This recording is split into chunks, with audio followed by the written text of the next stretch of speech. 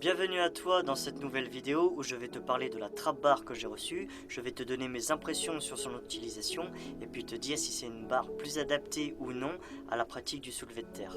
Ce modèle est adapté aux disques de fonte de la marque Domio qui font 28 mm, ce sont ceux que l'on retrouve dans un magasin Decathlon. Elle est en acier et pèse 7 kg, ce qui est plutôt léger pour une barre de musculation et mesure plus d'1 mètre de long.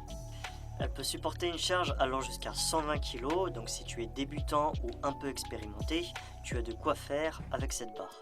De chaque côté, on retrouve des poignées qui permettent d'avoir une prise surélevée et en réalisant un soulevé de terre avec une trap bar plutôt qu'une barre classique, j'ai constaté quelques différences comme une meilleure stabilité. Et en effet, lorsque je rentre dans l'hexagone en me positionnant au centre et en attrapant les poignées qui sont situées sur le côté, je me retrouve aligné avec mon centre de gravité qui se situe entre le nombril et le pubis, ce qui me permet d'avoir un meilleur équilibre pour forcer. Ce qui n'était pas le cas avec la barre olympique, puisqu'en position de départ, la barre est située plus en avant du corps et donc plus éloignée de mon point d'équilibre. Cela m'empêchait d'être stable puisque mes talons avaient tendance à se décoller. Et ça peut se produire davantage si jamais vous manquez de mobilité au niveau des chevilles, une chose qui peut être arrangée en utilisant des chaussures d'haltérophilie qui ont le talon surélevé.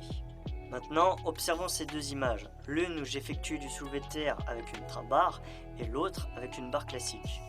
Je remarque que mon dos est moins penché en avant avec la trap bar qu'avec la barre olympique, donc probablement moins de pression sur le dos.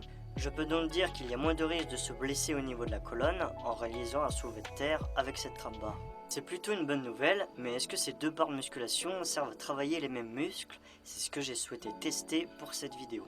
D'un côté du soulevé de terre avec la trap bar et de l'autre avec une barre droite, j'utilise le même écartement de jambes pour chaque accessoire. Avec la trap bar, je ressens surtout mes quadriceps se contracter et des courbatures au niveau de ce muscle, alors qu'avec la barre droite, c'est surtout au niveau des ischios et des fessiers. Donc en fonction de ce que tu souhaites travailler, tu choisiras plutôt l'une que l'autre.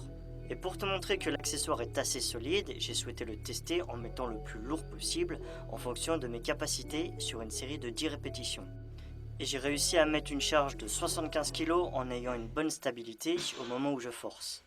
On peut voir que mon dos reste bien droit lors de l'exécution et j'ai trouvé que la prise de barre était très confortable. Pour moi, elle est assez solide et je n'ai pas eu besoin de la poser avec beaucoup de retenue lors de la phase négative de l'exercice. Je l'ai commandée sur Amazon au prix de 155 €.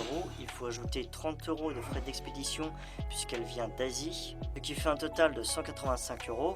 Malgré cela, elle reste la moins chère que j'ai trouvée sur ce site. Si jamais tu souhaites aussi te la procurer, je te mets le lien pour la commander en description de cette vidéo. Et si tu as aimé cette vidéo, pense à t'abonner en cliquant sur le petit encadré rouge et à laisser un pouce bleu, un commentaire. En attendant, entraîne-toi bien, je te donne rendez-vous dimanche prochain à 18 h pour une nouvelle vidéo. Salut!